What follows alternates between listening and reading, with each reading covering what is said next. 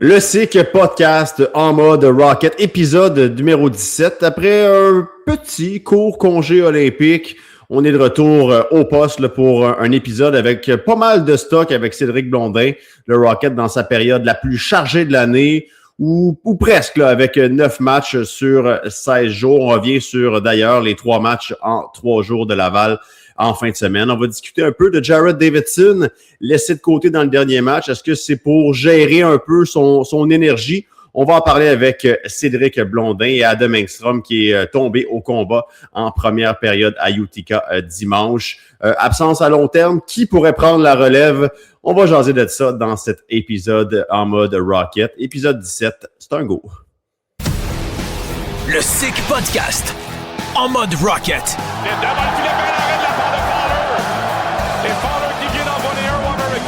Le podcast le plus sick sur le Rocket de Laval. Voilà un entrée de territoire pour Jacky. Jacky, belle feinte, ça met devant le filet. Le but!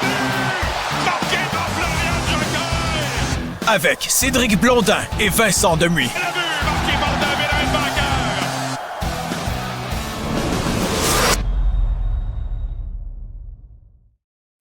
On est back, Cédric. Oui. Salut Petit, je pense que ça fait 12 jours qu'on salue. Je pense que ça fait 12 jours qu'on n'a pas fait de podcast. La raison honnête, c'est que je travaillais un peu sur les Olympiques à RDS dans un fuseau horaire qui n'était pas le tien, Cédric, Non. et qui n'était pas le vôtre. Somme toute, ça a été une belle expérience qui s'est conclue, Cédric. On peut y revenir très, très rapidement là, sur ce match-là. En tant qu'amateur de hockey, Canada-États-Unis, bon, le Canada n'a pas... ça s'est pas terminé avec le résultat que l'on aurait souhaité, mais je pense que j'ai bien aimé l'affirmation de Marc Denis. Le Canada a peut-être été vaincu, mais n'a pas été battu. Somme toute, c'est crève-cœur ce qui s'est passé hier du côté de Milan. 100%. C'est bien dit parce que le Canada aurait certainement mérité un meilleur sort. Mais on va lever notre chapeau certainement à Connor Hellebuyck qui a été tout simplement fumant. Match Fumant, je pense que c'est un euphémisme, là, honnêtement, comment il a été solide. Oui, le Canada a manqué des chances en or.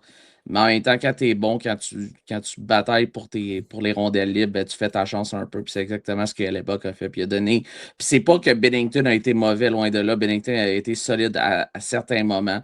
Puis c'est un but que, tu sais, malheureusement, celui de Jack Hughes. C'est un but qui passe entre les jambières de Binnington, mais il y avait 2 joueurs en couverture qui ne faisaient pas nécessairement le travail. On ne rentrera pas nécessairement dans les détails, mais le back-check, comme on appelle, n'était pas très, très présent là, sur l'attaquant des Devils. Là. De toute façon, pour venir à Hellebuyck, il y avait des allures de Jim Craig en 1980. Il y a eu cette comparaison-là que j'ai adorée. Puis évidemment, Cédric, que dans les 4, voire 2 prochaines années, on va le suranalyser, ce match-là. C'est sûr et certain que oh boy, il va en être question pas mal, mais bref, ça donne hâte à la fameuse Coupe du Monde de 2028 qui va s'en venir. Mais Vincent, c'est tellement fou qu'on parle encore du but de Sidney Crosby, le but en or de Vancouver en 2010, là, ce fameux but face à Ryan Miller, que je me rappelle comme si c'était hier. Toi, tu étais un petit peu plus jeune que moi. J'avais 12 ans. Mais tu dois t'en rappeler quand même, j'imagine, en tant que fan de hockey. Puis on va en entendre parler, on va en parler de ce but-là, de ce match de la médaille d'or pendant peut-être un quart de siècle minimum, selon moi, là, les 25 prochaines années. Ça va rester longtemps dans les nouvelles, dans les souvenirs de tous les partisans de hockey. Ouais, puis pour faire le pont vers ce qui nous concerne un petit peu plus, la Ligue américaine, il y a eu des belles histoires concernant la Ligue américaine. Ça a commencé avec Samuel Lavaille, gardien de but là, du Wild de l'Iowa, qui connaît vraiment pas une bonne saison dans la Ligue américaine. C'est compliqué, pas une grande équipe du côté de l'Iowa, qui a été extrêmement bon avec la formation slovaque. La Ligue américaine a trouvé le moyen de briller. Pour la Slovaquie, un autre, Pavel Regenda, qui est présentement avec les Sharks de San Jose, mais qui a amorcé sa saison avec le Barracudas. Quelques histoires de la Ligue américaine quand même. Les Ravinskis aussi avec la Lettonie. La Lettonie, entre autres, il y en a plein. Là, donc, c'est toujours intéressant de voir ça. Ouais, puis c'est fou comment les gens répondent à l'appel avec du hockey international. Quand c'est best on best, comme on dit, les gens sont là, il y a une ferveur. En tout cas, si pour moi, Canada, États-Unis, 4-7, make it happen, comme on dit. Je voudrais vraiment voir ça. Je ne sais pas quel va être le format exact de la Coupe du Monde 2028 parce que Il y a eu 4 nations, il y a eu les Olympiques. Le plan, c'est d'avoir une Coupe du Monde en 2028, ensuite les Olympiques. On reviendrait avec une Coupe du Monde en 2032, ainsi de suite, le plus longtemps que possible. Alors, tant mieux. Je pense que ça serait très excitant. Puis évidemment, un 4-7, je pense que ça, c'est peut-être un rêve que je possède, là, mais ce serait vraiment vendeur. Ouais. Est-ce que tu t'ennuyais du match des étoiles, toi, cette pas année? Non. Je pense qu'il n'y a pas grand monde qui s'ennuyait du match des étoiles. Ça nous fait rappeler à quel point qu'on manque le c'est difficile à dire parce qu'il y a plusieurs personnes qui peuvent triper sur ce type d'événement-là, mais dans la Ligue nationale, il n'y a pas vraiment de sérieux tant qu'à moi. Là, ça manque un peu de sérieux par moment. C'est un événement de commanditaire, beaucoup. C'est ça.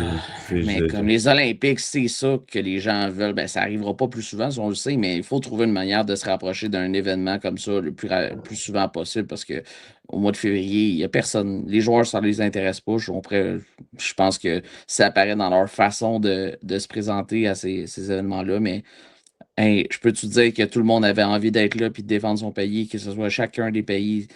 Il y avait un sentiment de fierté pour tout le monde là, du côté des Olympiques, ce qui est tout à fait normal, bien évidemment. Oui, les gars étaient prêts à jouer blessés. Puis c'est dommage comment est placé ce mondial. Non, mais où je veux aller, c'est dommage où est placé ce mondial senior année après année au mois de mai, avril-mai. Je suis persuadé que si c'était placé à un meilleur moment, les joueurs embarqueraient peut-être un petit peu plus.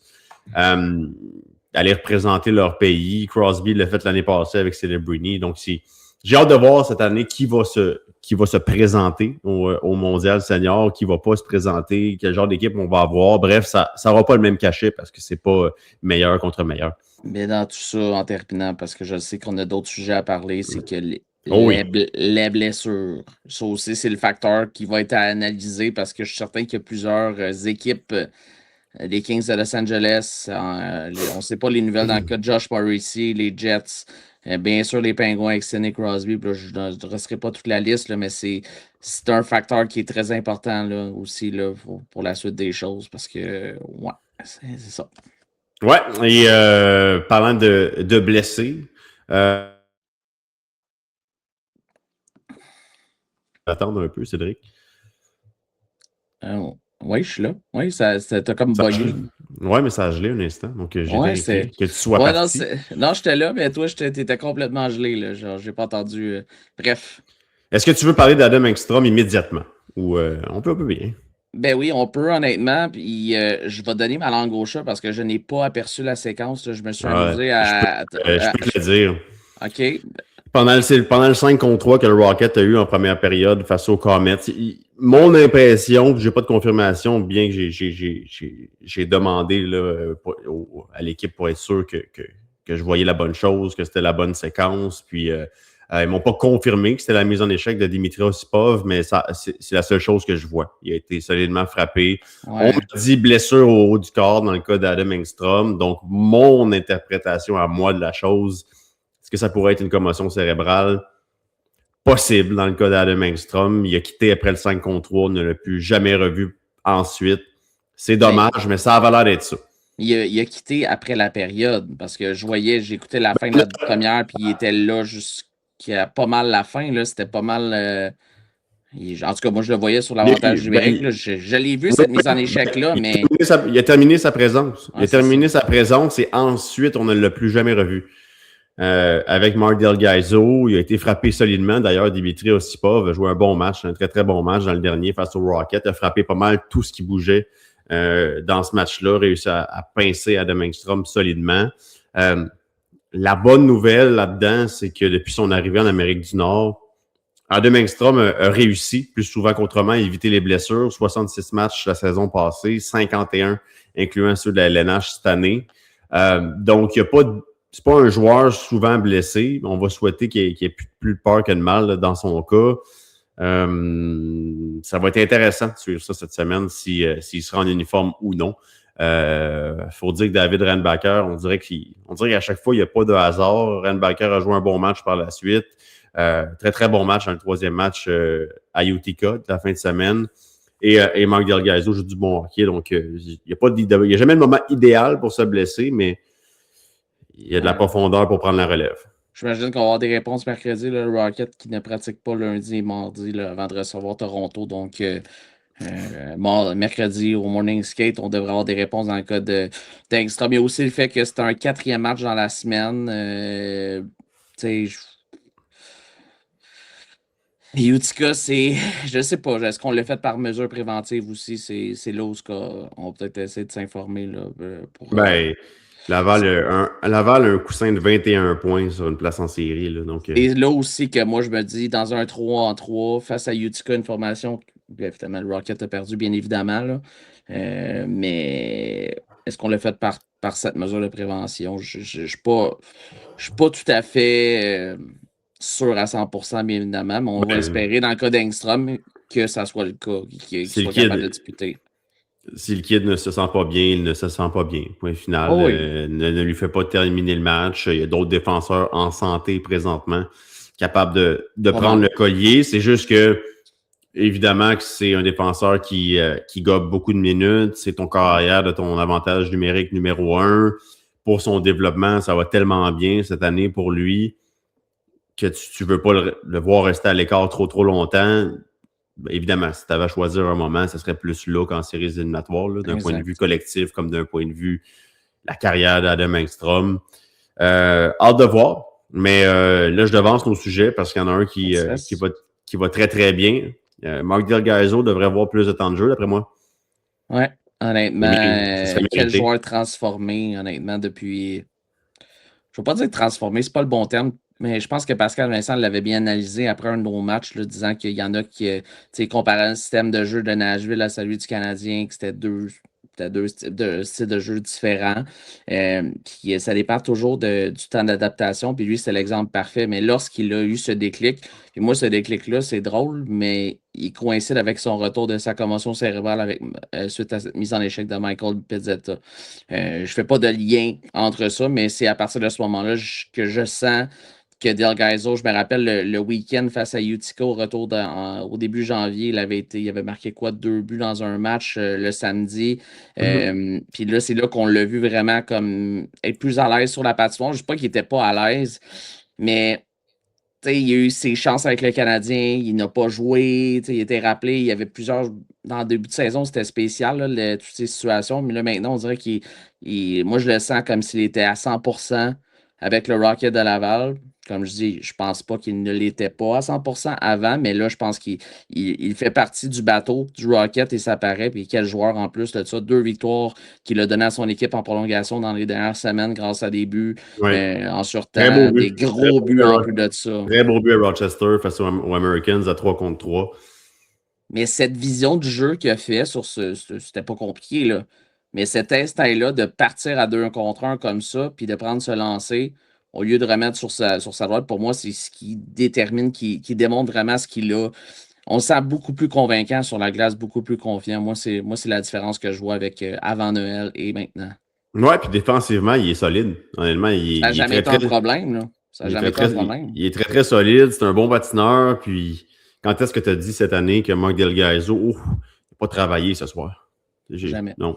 J'ai jamais dit ça. J'ai jamais dit ça. Puis il commence à prendre des lancers. Dans son cas, tu regardes un match contre Rochester où les défenseurs ont brillé, où Toby Bisson a marqué un superbe but. Lui, il récolte 7 tirs au filet. Là, il a arrêté de vouloir un peu donner la rondelle à tout le monde. De faire plaisir, de vouloir se faire des nouveaux amis. Regarde, le corridor de tir, il est là. Tu le prends. Puis moi, je trouve que Delgaizo a vraiment un très, très beau coup de patin, fluide. Ses changements de direction sont excellents. Puis, regarde, au niveau de la confiance qu'il a présentement, c'est 8 points à ses 11 derniers matchs. Pascal Vincent lui donne l'avantage numérique parce qu'il lui donne raison de le faire. Là, je parle ici de Delgaizo. Oui. Plus 11 également à ses 11 derniers matchs. Puis là, lui, on a vu David Renbacker là, est utilisé sur la première vague de l'avantage numérique. On va faire ce test-là à plus long terme. Est-ce que Delgaizo pourrait revenir si Renbacker ne fait pas la job? On va voir.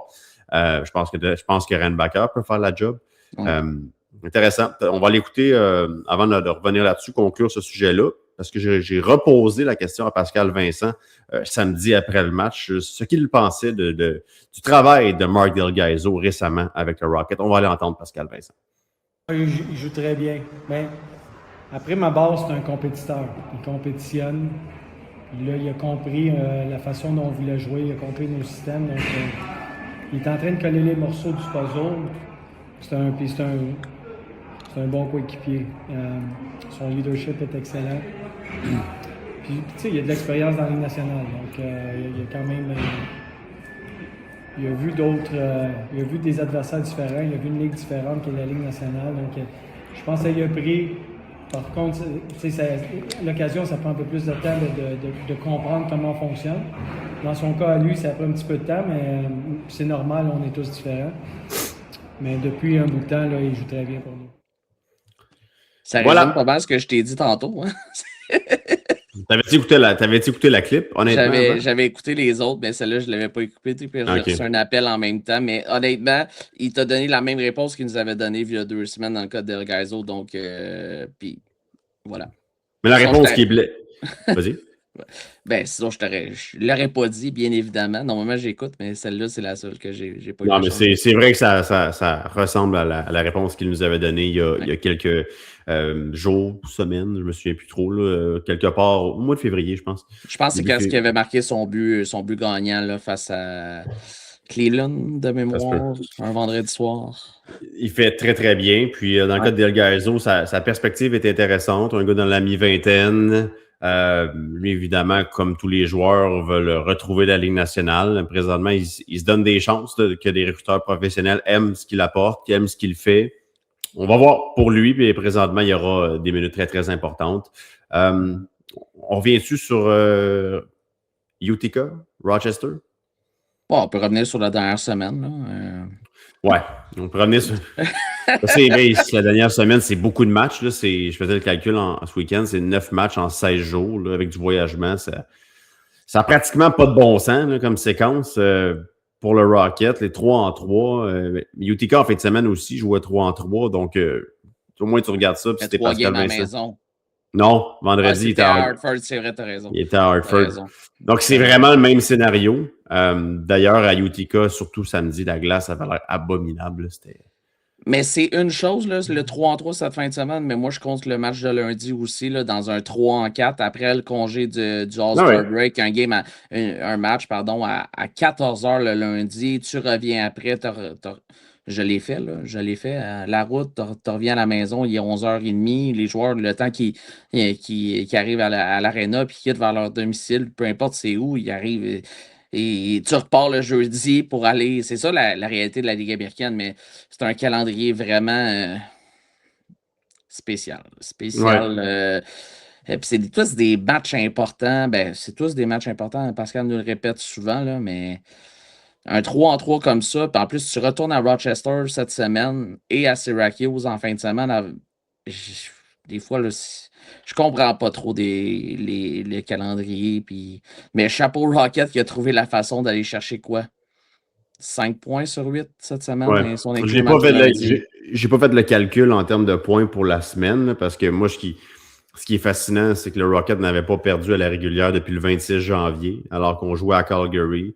On trouvait le moyen d'aller chercher des points à chaque match. À Toronto, le match que tu parles. À Rochester, où Devin Levi a été superbe. Même chose avec Capo Kakkonen là, face aux Americans. De très, très gros arrêts. Oui, Laval aurait pu éviter d'aller en prolongation avec des grosses chances de marquer face aux Americans. Face à Utica, samedi, un petit peu moins. Ça n'a pas été un grand match là, du Rocket, il faut être honnête. Utica non plus. Là. Un snoozer, comme on appelle en termes. J'en avais parlé à Pascal Vincent. Ouais, excuse Pascal, pas un grand. Puis à Josh, pas un match qui va passer à l'histoire ce soir. Puis Joshua Roy et Pascal Vincent ne peuvent pas dire oh non, tu te trompes, Vincent. Je pense que c'était évident. Je veux dire. Samedi, dans cette victoire de 2-1, là, avec le but de Blais en tir de barrage, là, quel gros but d'ailleurs de Samuel Blais. Là, quel but superbe. Joshua Roy me le disait. Là, je dis, on aurait pu en donner pas mal plus, là, mais c'est évident pour revenir au calendrier que mentalement, on était fatigué un peu. Puis c'est ce que Pascal Vincent me dit après le match samedi. Là, je sentais mes gars très, très fatigués mentalement. Physiquement, pas tant, mais des petites erreurs que son groupe n'était pas habitué de faire là, normalement. Non, ça c'est certain. Puis moi, je l'ai senti dès lundi. Là, le match à Toronto, oui. Et puis, Ça, c'est une autre chose, là, puis je rentre pas dans la ligue des excuses, mais c'est important de le mentionner. Je parlais avec le descripteur des Marlies lundi là, au Scotiabank Arena, puis il me disait que les Marlies, eux, voyagent en avion. Ils voyagent toujours en avion de Laval. Là, mettons, après le match de samedi, eux autres sautaient dans l'avion à 8 heures pour retourner à Toronto. C'est une toute autre réalité. Là. C'est quand même incroyable pour moi, je trouve. Au lieu de le faire en autobus, ils font pas mal tout leur voyage en avion. Quand c'est à Laval, c'est toujours en avion. Chaque organisation gère ça différemment. Mais dans le sens que tu l'as senti lundi, là, il y avait beaucoup de fatigue, c'était pas les mêmes décisions. C'était un match que le Rocket ne méritait pas, honnêtement. C'est déjà d'aller chercher un point dans ce match-là à Toronto, mais encore une fois, cette équipe-là nous surprend avec une énergie tellement surprenante en début de troisième période, alors qu'on aurait pu certainement s'affaisser en retard 2-0 sur qu'est-ce qu'on a connu, mais on sentait déjà là qu'il y avait une certaine fatigue. Puis c'est bizarre parce qu'on revenait quand même du congé du match des étoiles, mais c'est beaucoup de hockey, là. C'est beaucoup, beaucoup de hockey depuis le début du mois de janvier. Ouais, Et beaucoup de voyagement aussi. Il y a ça aussi qui n'aide pas. Là. C'est vrai que Toronto avait été la meilleure équipe là, au niveau des chances de marquer aussi. Laval qui a disputé une excellente troisième période là, à Toronto avec 3 buts, dont un de Jacky et un de Vincent Arsenault. Donc, la production est venue de d'autres personnes du côté du Scotiabank Arena de Toronto, et tant mieux. Mais merci de ne pas me poser d'autres questions sur cette rencontre-là. On va passer au match de Rochester. Non, mais c'est parce qu'il y en a eu 3 autres après. Donc, c'est ça. Tu peux laisser ça comme ça. Non, mais c'est Toronto, c'est pas une vilaine équipe, on l'a vu. Là. On a eu de la difficulté à neutraliser Gros, Shaw, pas mal toute la veillée qui a commencé à 14h. Mais je vais revenir, là, pour terminer un peu ce bloc-là, je vais revenir sur Pascal Vincent. En fait, avant de parler de ça, je veux entendre Pascal Vincent qui semble avoir ses trios offensifs un petit peu plus à l'œil présentement. J'ai demandé, est-ce que tu es open à peut-être changer les choses sur tes trios, à essayer des nouvelles choses à ce point-ci de l'année? Il y a des trios qui fonctionnent moins bien que d'autres, mais sa réponse était quand même très, très bonne. C'est comme s'il en avait long à dire. On va aller l'écouter, Pascal Vincent, sur ses trios offensifs là, présentement. Des hauts et des bas. Ce que je veux voir, là, c'est quand l'équipe est fatiguée, comme aujourd'hui puis comme demain, de voir comment les joueurs vont réagir. Ça, c'est un bon indicateur. Puis je parle pas des erreurs là, parce que la glace est mauvaise, mais je parle de leur lecture et de leur façon de compétitionner. Des trios qui vont bien et des trios qu'on s'attend en plus. Mais ça, c'est normal d'une saison de hockey. Puis à ce temps-ci de l'année, étant donné qu'on n'a pas de blessure en ce moment, tout le monde essaie de faire sa place, tout le monde essaie de gagner leur temps de glace. Des fois, tu essaies d'en faire trop, puis c'est pas mieux non plus. Donc, on est en train d'apprendre comment nos joueurs réagissent, puis on est en train d'évaluer ce qui fonctionne et ce qui ne fonctionne pas à l'approche des séries. Quel trio fonctionne moins bien, d'après toi? Pascal Vincent ne va pas les nommer. Nous, on peut le faire. Ced. C'est le moment. Q Ced. Il y a un trio qui produit pas mal moins actuellement qu'on est habitué de voir depuis le début de la saison. Ben, le premier. C'est vrai que c'est beaucoup d'avantages numériques. Mais au-delà des points, on a des. Oui, c'est l'avantage bien produit là, avec eux autres. On le sait quand ils sont là sur la glace généralement. Mais à 5 contre 5, je pense qu'il serait peut-être temps de. Pascal Vincent l'a fait un peu en début de saison de séparer Belzile et Dauphin. Je ne sais pas si c'est là que tu voulais aller en passant. Là, mais... Bon, pas forcément. Moi, je posais une question très, très ouverte parce que quand j'ai posé la question à Pascal, j'ai pas posé une question dont j'avais la réponse dans ma tête. Je voulais savoir où le coach se situait parce que ça fait un bail quand même qui a une belle stabilité. Ouais. Ça a marché. Parce qu'en même temps, si tu sépares, admettons, le premier trio, là, je pense à ça, ça va enlever des responsabilités à des joueurs que tu veux développer. Moi, c'est mon impression parce qu'admettons, tout dans l'aspect classique, admettons, tu sépares Belzile avec Dauphin. Parce que je pense que Farrell doit rester avec Dauphin, selon moi. Ça, c'est mon Puis est-ce que avis. tu mettrais. Est-ce qu'à ce moment-là, parce qu'on peut pas dire que Blais Condotta, ça marche tant que ça. Ça a marché pendant 2 matchs. Ça a marché, mais c'est ça. On peut pas dire que moi, c'est plus Blais qu'on dirait qu'on. Ouais, moi, je mettrais peut-être Blais de ce côté-là. C'est juste que j'ai peur que si, mettons, on met Belzile avec un Beck. Non, moi, je touche pas à ce trio-là. Roy, Beck et Méchard. Même, je regardais les matchs ce week-end contre Utica. Ils n'ont peut-être pas récolté de points, mais pour moi, ça fonctionne. C'est le trio que tu as le plus vu en fin de semaine à force égale. Beck, Méchard et Roy. Si tu regardes l'échantillon de 4-5 derniers matchs, pour moi, je suis pas prêt à toucher à ça encore. Mais moi, je mettrais Belzile avec Beck et Roy. J'aimerais ça voir ça, les trois ensemble. Peut-être éventuellement, mais moi, mon opinion, je serais pas prêt à... J'aime la vitesse que Beck et Méchard amènent à côté près de Joshua Roy. Josh, c'est pas sa force. Donc, j'aime voir ça. Tu sais, Méchard, j'ai joué un bon match à Utica, même 2 bons matchs quand même à Utica. Même chose pour Roy, on l'a peut-être un petit peu moins vu. J'adore Beck. Mais ces 3-là continuent à récolter des chances de marquer.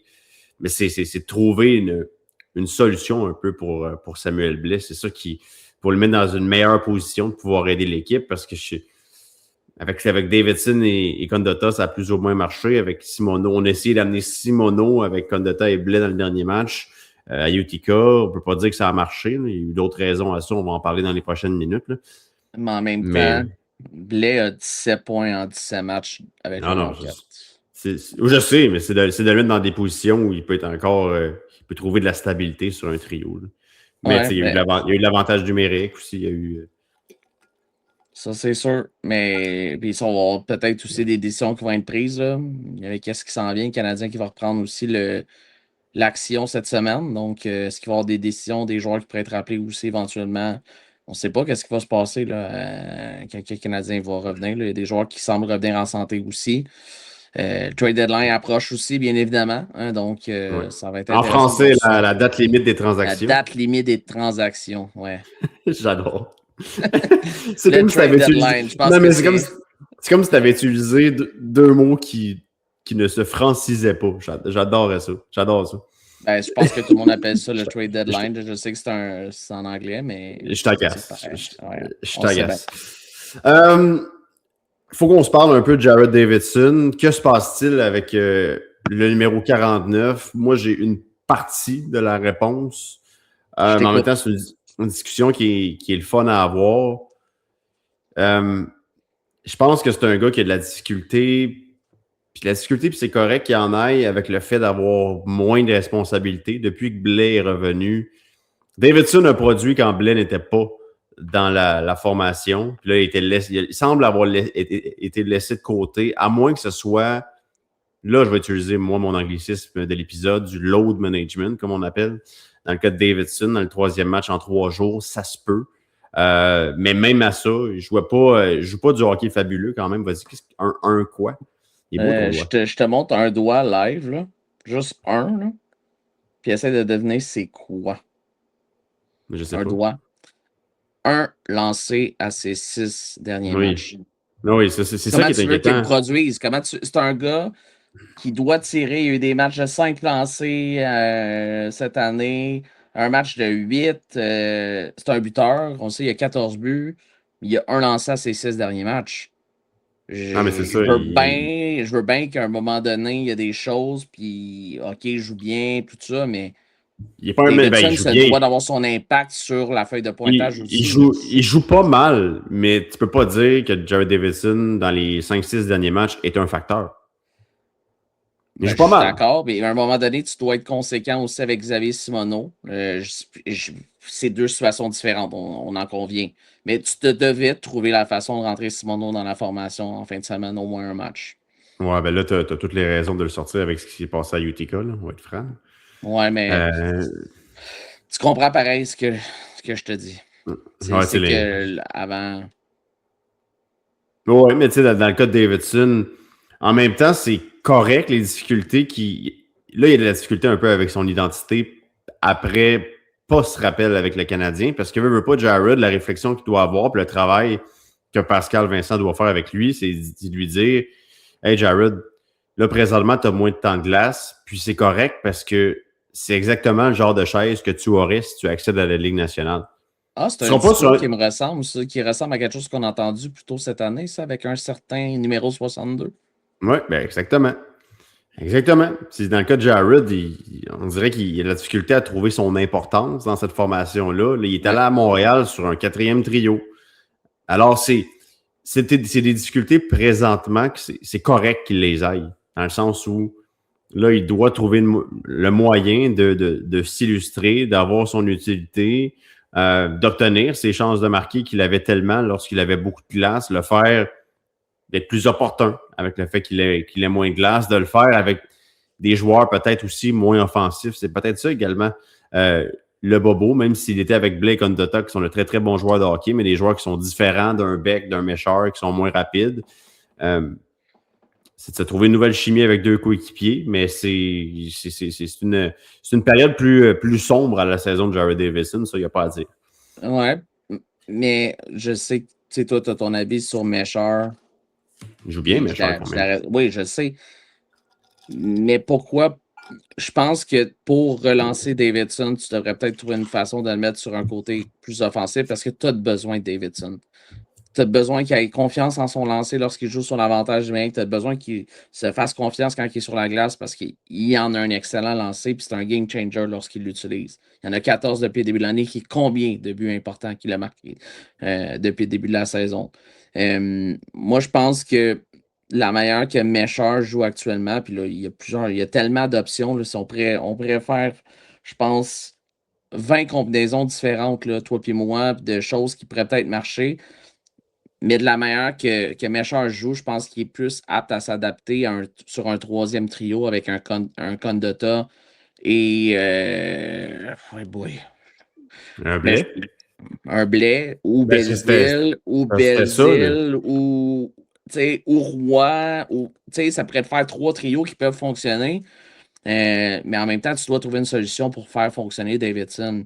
Mais là, on a vu dans le dernier match, pour terminer, oui, Simoneau est rentré dans la formation pour la première fois depuis le 7 février. Denis a joué aussi. Ça faisait un bail qu'il n'avait pas joué.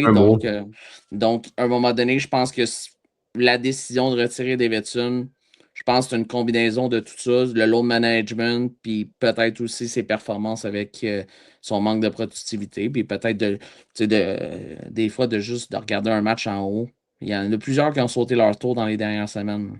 Mais c'est peut-être ça aussi. Peut-être que Pascal Vincent a dit à Jared, va regarder un match en haut, là, je veux dire, ça fonctionne plus ou moins bien pour toi, puis c'est bien correct. Va mettre les choses en perspective, va analyser comment ça se passe en haut, va voir comment toi, tu peux aider cette équipe-là.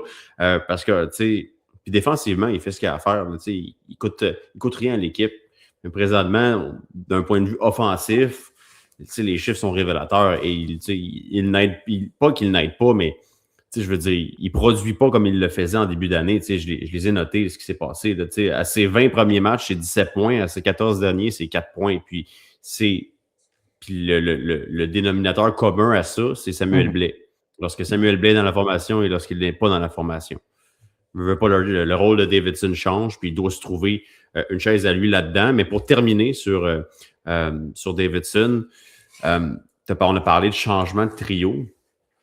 Que dirais-tu de un genre de trio Blais, Dauphin, Davidson? C'est quelque chose qui, je serais comme, oh, ça pourrait être essayé, ça.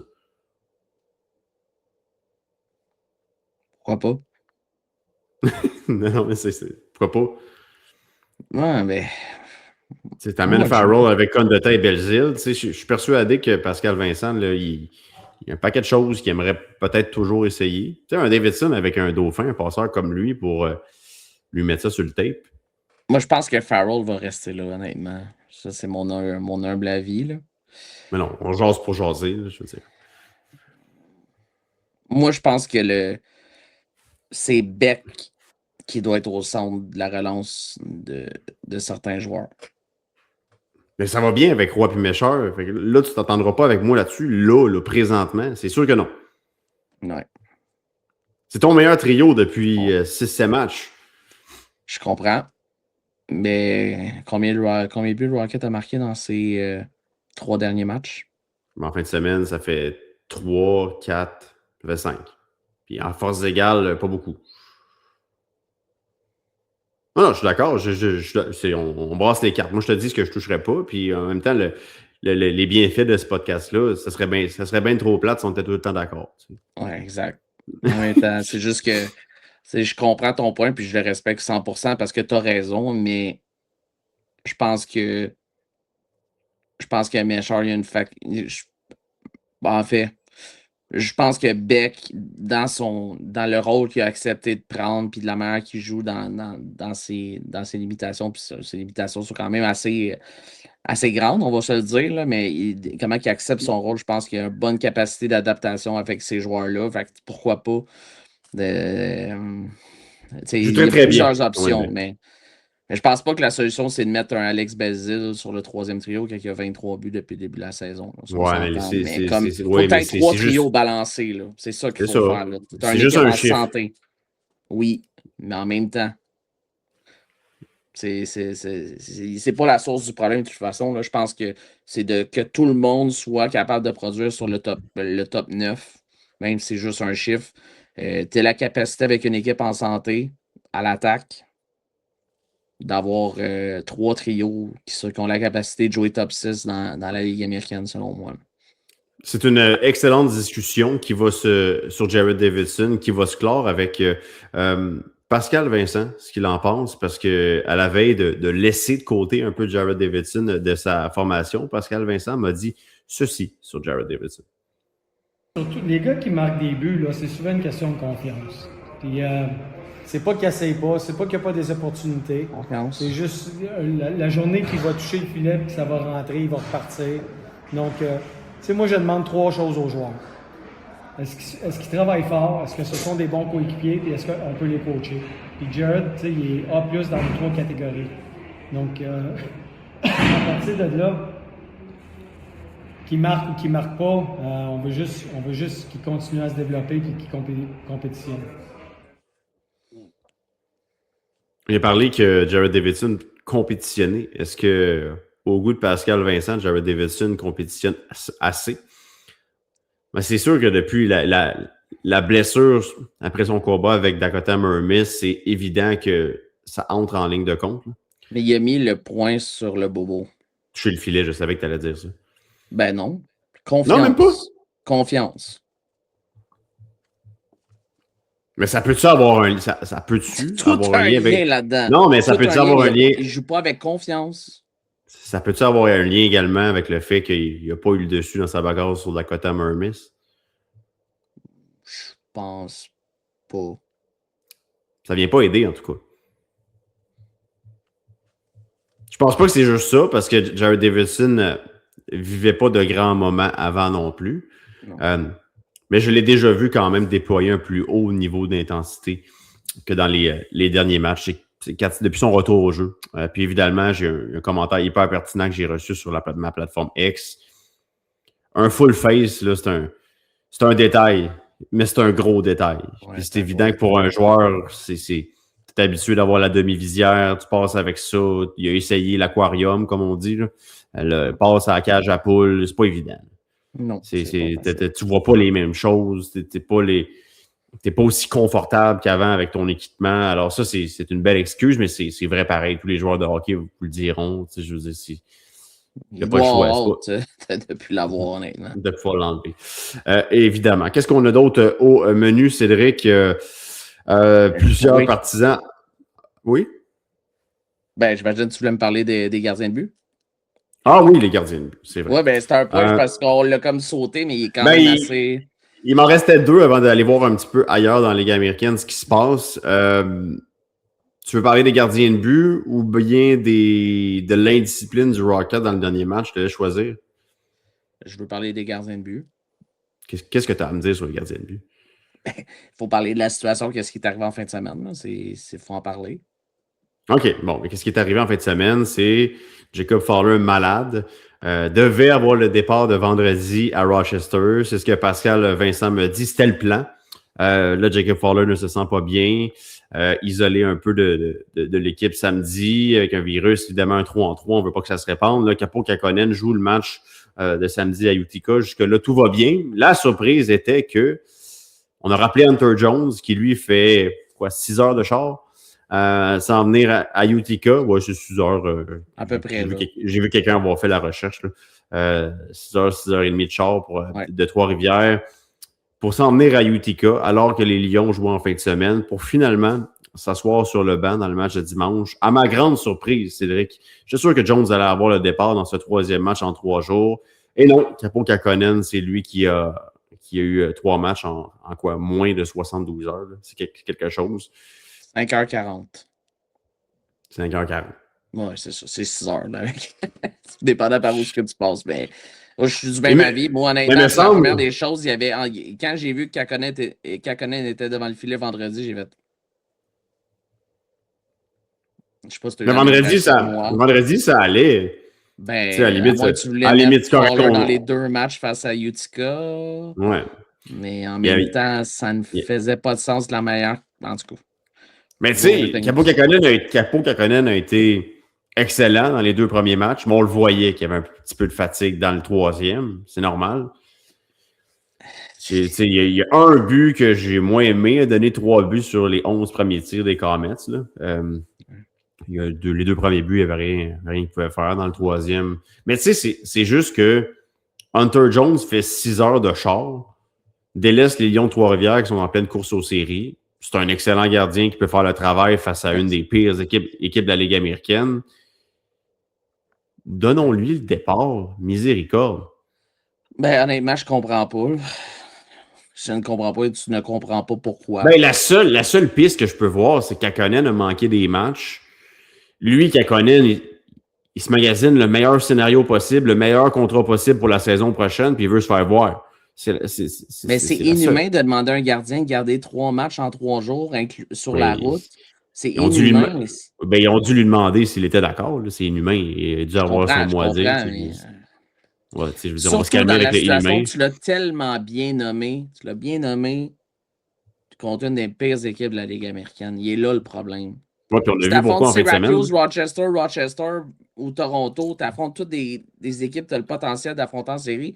Je peux comprendre, mais face à Utica, est-ce qu'on a jugé qu'avec la charge de travail du match de samedi, que c'était pas suffisant pour le match, pour l'empêcher de faire le match de dimanche? Je sais pas. Moi, je comprends pas. Surtout avec Jones, je sais pas s'il y a des choses qu'on ne sait pas, bien évidemment. Là, c'est peut-être ça aussi, mais Jones qui a passé beaucoup de temps avec le Rocket lorsque justement Kähkönen était blessé, était là à Cleveland, finalement retourné lorsque Montembeault avait été descendu pour jouer 2 matchs avant Noël. Mais c'est juste que comment tu l'as un peu trimballé cette année, puis c'est correct. Là, lui, Jones, ça fait partie de sa réalité. Je veux dire, ça dure réalité. Il me semble donner-lui un petit bonbon, donner-lui le départ à Utica, puis tu as 21 points de coussin pour les séries éliminatoires. Ouais. Non, mais la discussion est bonne à avoir, puis j'étais surpris, puis en même temps, le choix de gardien de but t'a pas coûté le match, là, je veux dire, t'as rien accordé à force égale. L'indiscipline t'a coûté le match face à Utica. Une chose qui s'était calmée, puis ça va clore un peu le sujet des gardiens de but. Je pense que ça a été un excellent blog d'ailleurs, où on a pu s'exprimer, où on a pu y aller de notre opinion, et chaque opinion est bonne à avoir. Ça serait peut-être intéressant d'en discuter avec Pascal Vincent cette semaine, voir qu'est-ce qui a été j'ai pas eu l'occasion de lui reparler à la suite de tout ça, mais là où je m'en allais avec mes flûtes, c'est je pense que plusieurs partisans, puis avec raison, n'ont pas aimé comment le Rocket s'est tiré dans le pied avec l'indiscipline dans le dernier match à Utica. Moi, c'est 5 pénalités sur 8 que j'ai pas aimé. Je pense qu'il y en a la moitié en zone offensive. Simoneau, son inconduite, n'a à peu près pas touché à la glace après ça. Son inconduite qui n'était pas une inconduite de partie, qui était simplement une inconduite de 10 minutes qui a coûté un double avantage numérique à son équipe. Et donné, mais en même temps, il ne restait pas grand temps. Là. Il y avait quand même un 10 minutes plus son 4. Donc, il restait pas grand temps en troisième période dans un match où Non, mais les possibilités de le voir jouer étaient assez minimes, mettons. On sait comment Pascal Vincent a de la patience avec ces choses-là. Belzile, encore une fois, ça n'a pas été un match facile niveau discipline. Une punition en zone offensive rapidement en première période, après une chance de marquer en or, le 5 contre 3, en avantage numérique du côté de Laval, où on rate, on ne réussit pas à déjouer Nico Dawes, qui a été extraordinaire dans ce match, et déguisé en Connor Lebock face au Rocket, mais ça a été une petite tâche dans le dossier du Rocket de Laval, cette indiscipline-là. Puis quand on parle de fatigue mentale, je pense que c'était ça. Je pense que 100%. Les Comets ont réussi à entrer sous la peau du Rocket de Laval. Puis là, s'entraîner des coups de bâton, s'entraîner des séquences où on était en retard sur le jeu. Pas qu'on n'avait pas le choix, on a fait le choix de prendre une pénalité à des mauvais moments. Probablement que les répercussions ne seront pas hyper grandes dues au contexte. Dans le sens qu'il n'y aura pas un. Je pense pas qu'il va y avoir un gars là, qui va être healthy scratch, comme on dit le mercredi à cause de ça. Moi, je serais surpris. Sauf peut-être Simoneau, là, en raison du fait que même avant ça, c'était un gars qui sautait son tour. Il n'avait pas joué depuis le 7 février, donc c'est ça. je ne sais pas si. Je sais pas. Je sais pas honnêtement s'il a voulu peut-être.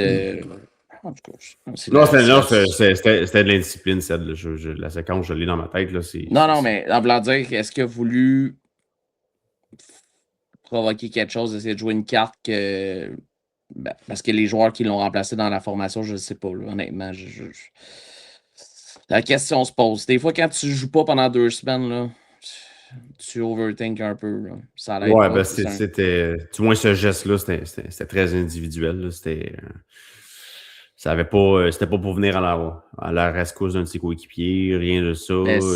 C'était 2 tannants, puis avec Jonathan Gruden là, des Comets, c'était un point en plein visage. Peu importe quelle équipe que tu as devant toi, que tu donnes 8 power play à l'autre équipe, même si après le match, ils sont à 16,2%, ils ont marqué seulement 27 buts en 49 matchs depuis le début de l'année en avantage numérique.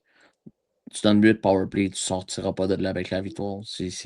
Les 3 buts des Comets ont été marqués en avantage numérique. Donc, c'est ça. 2 autres sujets, 2 petits sujets là, rapidement pour clore cet épisode.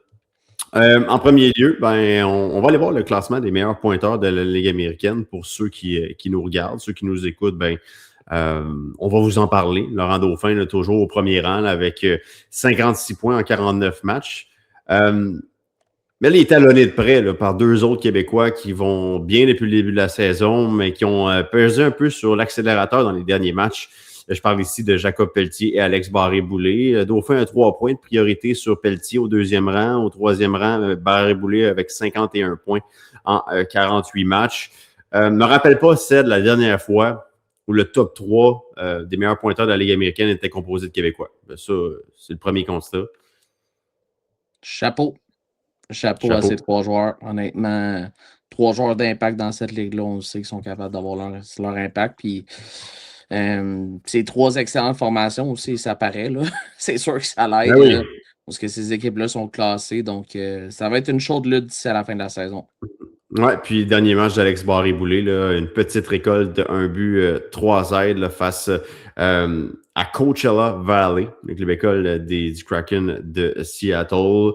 Dans le cas de Barré-Boulet, c'est 14 points à ses 11 derniers matchs. Dans le cas de Pelletier, c'est 12 points à ses 9 derniers. Donc, ils vont très, très bien. Ceux qui le regardent sur YouTube, peu importe, vous le voyez. C'est 20 buts cette année pour Pelletier. Dans le cas de Barré-Boulet, lui, c'est un passeur hors pair. 34 mentions d'aide. Donc, 2 Québécois qui vont très, très bien. Pas loin, il y a Justin Robida qui va très, très bien avec le point par match, 47 points en 45 rencontres depuis le début de la saison. L'ancien des Foreurs de Val-d'Or va très, très bien. Et c'est ça pour les Québécois. Là. Et puis, il y en a d'autres. Là. Benoît-Olivier Gros va très, très bien dans le top 20. Donc, Alex Belzile qui avec 24 buts. En passant, j'ai dit 23 tantôt, mais c'est bel et bien 24. Là. Donc, il est 11e sur le tableau. Donc, il n'est pas très, très loin. Ouais, donc est-ce que Laurent Dauphin sera rattrapé d'ici la fin de la saison? Ben, pour faire du chemin, ça va dépendre aussi hâte de voir qui l'accompagnera dans cette course au meilleur pointeur de la Ligue américaine. Je parle ici de son trio. Est-ce que Farrell et Belzile resteront avec lui ou on trouvera d'autres combinaisons pour impliquer Laurent Dauphin? Est-ce que tu vas ajouter pour terminer le sujet? Ou bien, Non, je pense que ça fait le tour. On va se garder ça pour en parler dans notre match de mercredi aussi. Ouais. Dans les derniers jours, c'est pas des choses qu'on voit souvent dans la Ligue américaine, mais la Ligue américaine qui a annoncé 2 suspensions. Ouais. Puis il y a eu un effet domino pour une de ces suspensions-là, le gardien de but russe des Ice Hogs de Rockford, Stanislav Boroznoy. Boroznoy, ça semble être ça. Qui s'est fait prendre pour avoir gobé une substance illicite, là, volontairement ou pas. Donc, c'est 20 matchs de suspension. Je pense que la politique est très, très claire de la Ligue américaine. Donc, l'utilisation d'une substance proscrite. Ça a amené à la signature, veut pas, d'Olivier Rodrigue, qui a semblé signer un contrat en KHL dans l'entre-saison. Pas semblé jouer de match. Ce serait à confirmer, mais Olivier Rodrigue qui est de retour dans la Ligue américaine à 25 ans avec les Ice Hogs de Rockford, paraffé un contrat avec les Blackhawks de Chicago. Ce serait intéressant de voir qu'est-ce qu'Olivier Rodrigue sera en mesure de faire d'ici la fin de la saison avec Rockford. S'il y a un joueur que je me suis toujours dit, si on a besoin d'un gardien de but, peut-être pas cette année, peut-être pas l'année prochaine, mais chez Rocket de Laval, un Québécois qu'on voudrait ramener dans un rôle d'auxiliaire, dans un rôle de premier gardien, le nom d'Olivier Rodrigue sera toujours pas loin dans ma tête. Oui, 100%. On a eu la chance de le connaître au niveau junior, bien évidemment, entre autres avec Drummondville. C'est un excellent gardien. Puis il y a des excellentes statistiques aussi au niveau avec Bakersfield en 6 ans, là, quand même un pourcentage général de 905 et 2,92. C'est formidable comme statistique, honnêtement, pour un gardien. Il a gagné une Coupe Calder sa première année en tant qu'auxiliaire à Stuart Skinner à Bakersfield. Donc, c'est lui déjà, même s'il était du bout du banc, possède cette expérience-là. J'ai hâte de voir à Rockford comment on va gérer ça. C'est un excellent gardien de but qui a été partant dans les dernières années dans la Ligue américaine. Il y a le jeune Drew Comesso qui est là, qui est certainement la priorité des Blackhawks. Donc, évidemment, il y aura peut-être une acceptation du rôle d'Olivier Rodrigue qu'il aura à faire du côté de Rockford. Mais je vais suivre cette fin de saison-là de près. Dans son cas, il se retrouve dans un très, très beau marché. On l'a vu dans la classique des étoiles à Rockford. Donc, c'est un gardien de but québécois que j'ai très, très hâte de surveiller. Il s'ajoute à un certain Rémi Poirier qui connaît du succès du côté de Texas. Alors, à suivre. Mais en termes de suspension, il y a un Québécois qui également qui a une suspension de 20 matchs pour justement avoir utilisé une substance proscrite par la Ligue. C'est David Goyette. J'étais tout de même surpris, le natif de Saint-Jérôme. Lui, il a la difficulté à s'établir dans la Ligue américaine depuis qu'il est arrivé en 2024-2025. C'est pas une bonne nouvelle, celle pour lui. Non, c'est sûr. C'est un choix de deuxième monde du Kraken de mémoire là, pour le produit qui jouait du côté de... Et sélectionné un rang devant qui? Les Hudson. C'est ce que je pensais. Quand tu m'as parlé de ça, j'ai comme l'impression, je savais où tu t'en allais en raison de que c'est un choix de deuxième ronde, bien évidemment. Mais dans le cas de Goyette, il a joué dans la Ligue d'Ontario de mémoire là, avec Sudbury. Il jouait avec Sudbury, avec Quentin Mosty puis Dalibor Dvorsky en 23-24, avait connu une saison extraordinaire. 117 points en 68 matchs, 40 buts. Ouais. Le meilleur pointeur de l'équipe. Puis là, arrive la saison passée. C'était, somme toute, un échantillon intéressant en 54 matchs. Une vingtaine de points, 18 pour être 18, ici. Ouais. 6 buts, 12 aides. Donc, cette année, il stagne un peu, cette année, à Coachella Valley. Puis ça ne l'aidera pas. C'est pas linéaire, le développement d'un espoir, mais il l'a dit, là, il est sorti publiquement là, sur les réseaux sociaux, David Goyette, pour dire que bon, il n'y avait rien de volontaire dans cette prise de substances illicites, mais qui quand même prend sa responsabilité. Toujours un joueur puis un athlète est toujours responsable de la nourriture ou peu importe qui entre dans son corps. Donc, il prend la responsabilité de ça. Puis je pense qu'il regarde de l'avant. Donc, on va lui souhaiter le meilleur là-dedans, mais ça fait partie de l'actualité de la Ligue américaine. Ouais, puis c'est rare quand même qu'on entend des nouvelles comme ça. Ça n'arrive pas souvent. Ça n'arrive pas souvent. Donc, puis les deux, ça a été annoncé en même temps. Donc, en même temps. Je ne sais pas à quel moment que c'est arrivé tout ça, là, mais c'est. Et ça concerne par ricochet ou non le deux Québécois, un qui profite de l'opportunité pour avoir un poste du côté de Rockford, puis un autre qui malheureusement regardera pas mal de matchs de la passerelle David Goyette. Ça l'amène pas mal en séries éliminatoires, cette suspension-là du côté de Coachella. Donc, ce sera à lui de faire le plein d'énergie. Évidemment, ne pas répéter une erreur du genre pour le futur. Ced, c'est ce qui conclut. Oui. Grosse semaine quand même. Oui, grosse semaine, puis une grosse semaine à venir pour le Rocket avec 3 gros matchs, dont mercredi à la Place Belle face aux Marlies de Toronto. Puis après ça, je pense que c'est 2 matchs à Rochester et Syracuse, vendredi, samedi. Donc, exact. Ouais, c'est une énième semaine importante. Puis ça va être un mois de mars qui est pas mal plus tranquille aussi chez le Rocket. Donc, il y a 10 parties, seulement 3 programmes doubles. Il y a des semaines de 2 matchs aussi. Là, ça va permettre un peu à tout le monde de respirer d'ici la fin de la saison. C'est ça, les 2 prochains mois sont somme toute assez relax. On va avoir du temps pour avoir de bonnes pratiques. Absolument.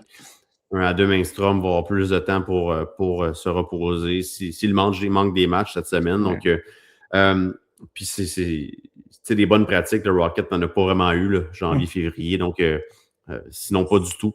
Donc, ça va faire vraiment du bien de pouvoir revoir certains concepts, pratiquer certaines choses. Puis, pour nous aussi, toi et moi, c'est de reposer notre voix là, pour les séries éliminatoires qui s'en viennent là, dans 2 mois. Ça arrive vite. Je serai sous le soleil de la Floride lors de la prochaine semaine après le match de mercredi. Donc, on verra si on fera un épisode la semaine prochaine. Là. Mais je vais me rendre disponible si on le fait, bien évidemment. Tant qu'il y a des palmiers derrière toi, moi je suis... je vais m'arranger pour faire un beau décor derrière, ça c'est certain. Là, et je permets on the side, comme on dit, une petite surface. Je le permets. Exceptionnellement. Là. Je vais peut-être même t'accompagner si... pour une petite version différente. C'est ça, cette exception avec une petite, juste une petite mousse, bien sûr, avec modération. Donc, je te remercie, Ced, de ta présence dans cet épisode 17, puis excellent séjour là, du côté de la Floride. Merci, puis on se voit mercredi, bien évidemment. Merci à tout le monde. Merci à Shane Gaumont qui était là à la production et à la mise en onde. Et à ceux qui nous ont écoutés, ben, c'est vous le plus important dans cette affaire-là. Je vous remercie et vous souhaite une excellente semaine à l'écoute des matchs du Rocket de Laval. Salut tout le monde. Salut. Et c'est fini pour aujourd'hui. On espère que vous ne vous ennuierez pas trop de nous d'ici la prochaine fois. Abonnez-vous à le Sick Podcast en mode Rocket sur YouTube, X, Facebook, Instagram et toutes les plateformes audio.